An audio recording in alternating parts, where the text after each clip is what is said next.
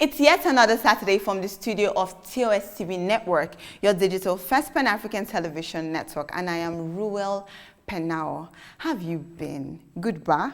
Let's delve straight to the business of the day. So, dear women, how are you feeling? It's our month, you know. Aren't we just proud to be women?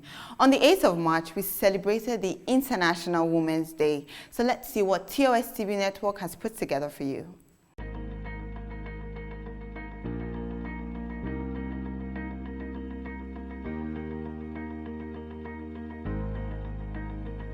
My mom prays with me and my brother, gives us a bath, brushes my teeth, and gets us ready for school. She cooks our food.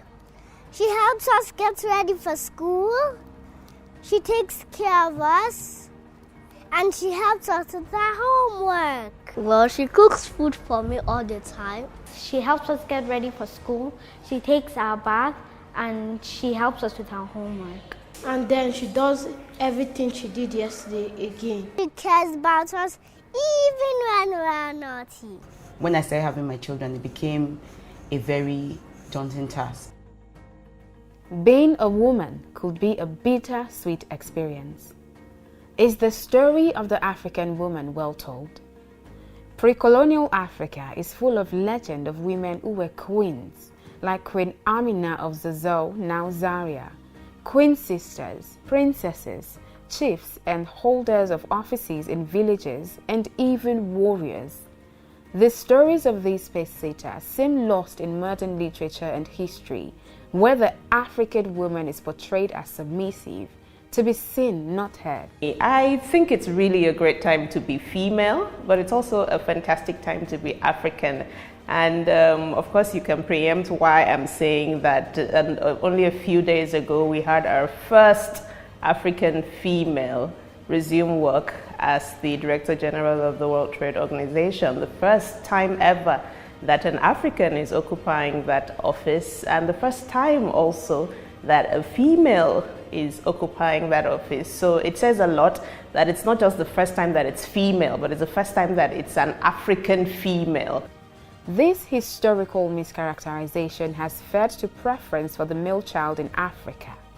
The male child is preferred across all ages, walks of life, and educational levels. I come from a family of 5 girls. You know, way back, then it was a big deal to not have a boy. The story of the African woman now is that of submission. Women and girls are relegated to informal and domestic jobs. I'm somebody who is highly confident of myself and the value that I bring to the table. I know there's not a lot of people, other people who really can say that, because discriminations have happened to a lot of people. Relationships have occurred that affect people's self-esteem and the value that they place on themselves. I am taking care of the children. It's not that I'm not present, I am there. And I make my husband's food every day. My husband is a typical Igbo man, so he's not going to even eat anything that's gone into the fridge. He wants his fresh food, and I'm making it every day. I'm running a system like this, which is in education sector. I'm also coaching people. I'm also very, very aware of the political scene in Nigeria, and I want to be a part of it. If I'm doing all this, that means every other woman can do it. Men are made to understand that they're superior to women. Therefore, their desire to maintain power and control subject women to domestic abuse. Oftentimes, those subjected to domestic abuse are forced to stay with their abusers due to financial restrictions and societal pressure. It's easy to dismiss anything that is attacking my self-esteem. It's easy to not give in to anything that's attacking my self-confidence. I recognize scenarios for what they do, what they represent, and what harm they could possibly do to me. And I have the ability to adjust and adapt almost immediately, to the point where detrimental effects are not recorded in my personal growth. My mom is a doctor that finds out about diseases and the cure about them. And when I grow up, I want to be a doctor because I want to follow her footsteps and save people's lives. We don't have to choose just staying at home and taking care of the children. We don't have to choose the other menial jobs. Who says that women can't be in leadership? Who says so? I think it's just a thing of the mindset, and we keep limiting ourselves because we're only thinking about the limitations that others have set for us. But I really want to speak out to anyone who's listening to the sound of my voice at this point. Look, as women, we bring incredible insight, with foresight, in that intuition that enables positive decision making. Nothing compares to that. So you have to approach life with every sense of confidence that you are who you are and you have value. You bring value to the arena. You bring value to the development space. And nothing should change that when it comes to the decisions that you take around your life. We're at a time where each of us has the responsibility to be able to take informed decisions about our lives, about our growth, about how we exist with other people in the polity. And we have to be able to exercise that right. And this is what I would say to anybody out there. In trying to change or challenge the norm, you have to get some form of knowledge. You have to increase or add to what it is that you know. Patriarchy will always exist, but by continuing to focus on excelling, we will diminish and dispel the arguments that continue to allow patriarchy to thrive in our society. Our bit is really to outdo our last success. Sometimes, challenging the status quo simply means coming together to choose to challenge. It is our individual responsibility to create a culture where challenging the status quo is feasible. My advice to women is that they can be in leadership, in the top most positions. Come on, look at the banking industry. A lot of women there right now are in the top positions. Look at Mummy Alakija. Look at the woman in Fidelity. So many other women are taking the lead. Look at the media industry. So many women are taking the lead. Look at Mo. She's an icon to everyone. Look at the education sector. Hey, I can say I'm also there. But then there's so many other school owners who are there taking the lead. Look at the political scene. We have ministers who are women. It may not seem like much, but change happens one drop at a time, and we are making progress, and we will continue to record that progress so long as we don't stop using our voices. Who says we can't challenge the norm? It's only a limit in our minds. We have our voices. We have our voices, and our voices matter. So let us not hesitate to use our voices and contribute to the good of our society. The world is ready, and women can do it. You're very hardworking, amazing, beautiful, and I want to tell you thank you for everything you have done for me. I love you, Mom. I love you, Mommy. She's the best mommy in the whole world. I am so inspired, and henceforth, dear women, we must learn to recognize situations for what they are. We must build up our self-esteem, because patriarchy will always exist. But who says we cannot challenge the norm? I choose to challenge, and women can be leaders, and great leaders at that. I'm entirely sure that we are ready. Excuse me first, please. That's not a feminist talk, so we move. But still on International Women's Day, Rwanda's parliament leads in Africa. Now, Rwanda still leads the world with the number of women in the lower chamber of parliament. This is according to the Interparliamentary Union, IPU. Now, 61% of members of the country's legislature are women. South Africa has the next highest ranking in Africa at 12th place, with women making up 45.8% of legislators in the lower house of the parliament, followed by Namibia at 15th place with 44.2% female representation, and Mozambique ranked joint 18th with Argentina having 42.4% of female lawmakers. So that's 4 African countries in the top 20. That's not a bad score, but next year we shall record more, as women are constantly choosing to challenge. So another country has halted rollout of Oxford AstraZeneca vaccine, and that's Austria, adding to a growing concern about the almost 4 million free vaccine Nigeria received last week. Authorities in Austria on Tuesday said vaccination with the Oxford AstraZeneca COVID-19 vaccines in the country were halted as a precaution while investigating the death of one person and the illness of another after taking the shots. Hey, we also remember South Africa's decision to halt its rollout of the Oxford AstraZeneca vaccine after a study showed disappointing results against its new COVID-19 variant.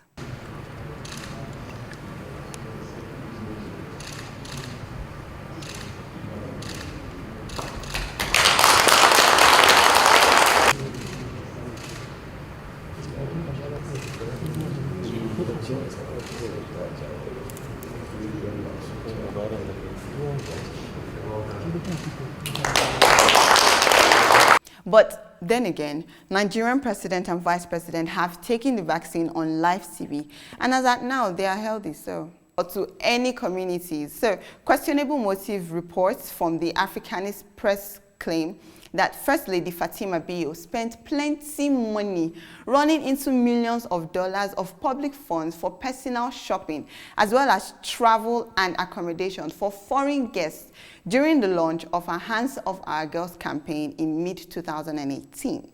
Caesar, remember, people react to drugs differently, so all hope is not lost. There is lockdown, and this is real news. 14 new cases, and Mauritius has decided to impose a lockdown. Wow. So please remind me how many new cases we have on the average in Nigeria and other African countries. Some countries are actually also in this pandemic for real.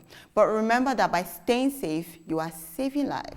Now, let me tell you about the rich widow. Mugabe's widow is probed over alleged land scandal. The Zimbabwe Anti-Corruption Commission has launched an investigation into land dealings by Mugabe's widow, Grace, following complaints that she used her then position to wrestle residential stands from a company that had been tasked with developing houses on one of the farms taken by the government under its land reform program in 2005. So it is alleged that she connived with former local government minister Ignatius Chombo, and they used their political clout to transfer stands from the development to companies they controlled without paying for the land.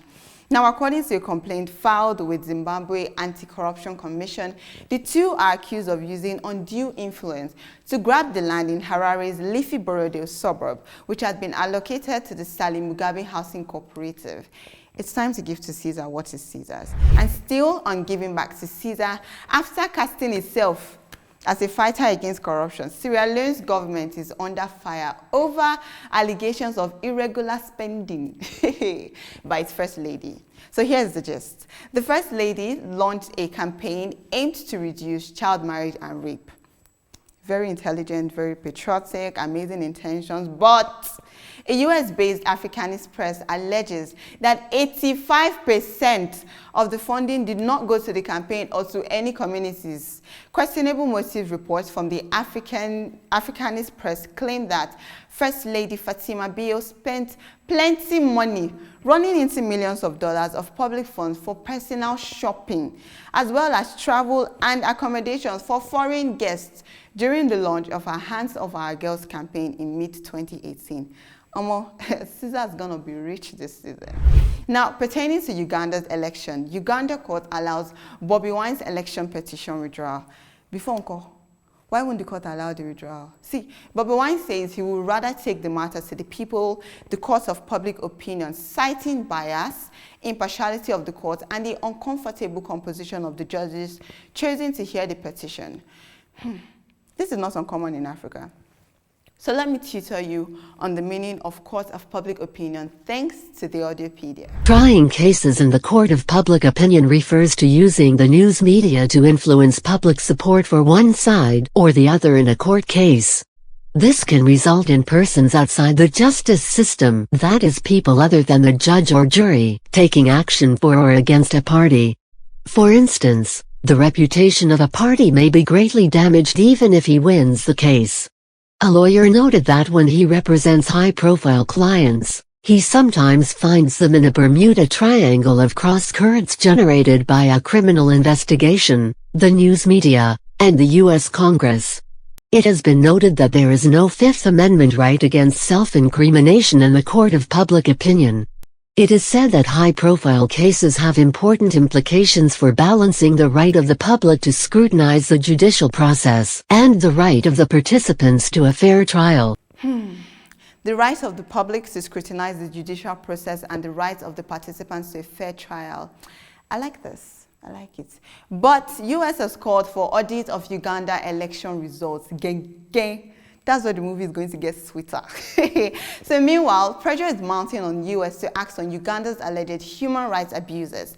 US senators on the Committee on Foreign Relations has given the Secretary of State Anthony Blinken up to March 31st 2021 to present a detailed analysis of the US-Uganda relationship informed by an interagency review of whether continued partnership with the regime in Kampala poses risks to Washington's interests in the region.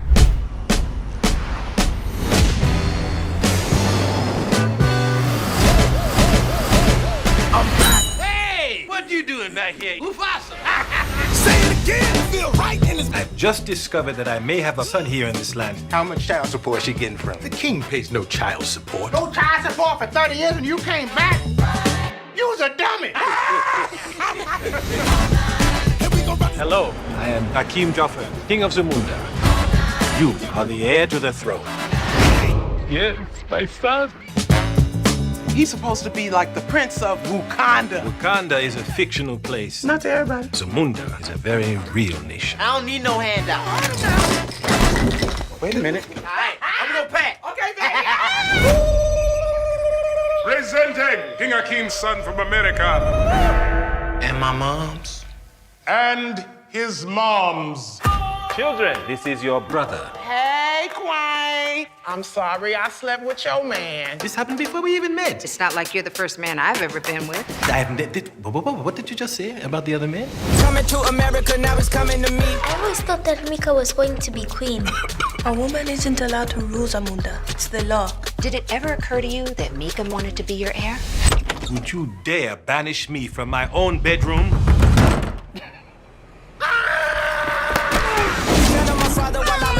How you doing, Hakim? I'm getting it from everywhere. I have upset my family. You must be strong. And General Izzy would love nothing more than to take over Zamunda. Raise it higher.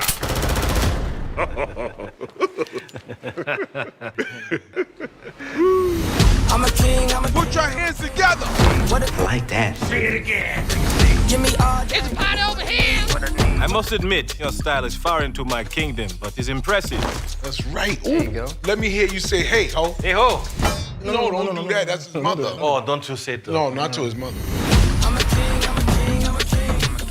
Almost ready to become a prince. Almost. It is time. Ceremonial circumcision. Bring forward the royal machete. Machete? They're gonna sharpen you too, nephew.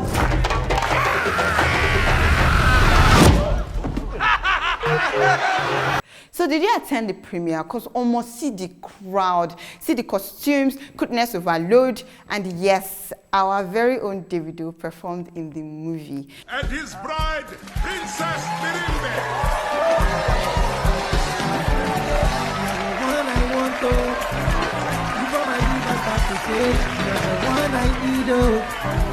Before cassava start to hail, I ever need make what I carry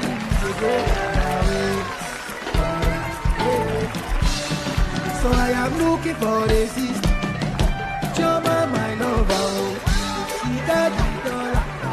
She the way desire. You know, this assurance song is a hit. Hey, Choma. But we, as in my people and I, as in me, myself and I think we are wasting culture and talent.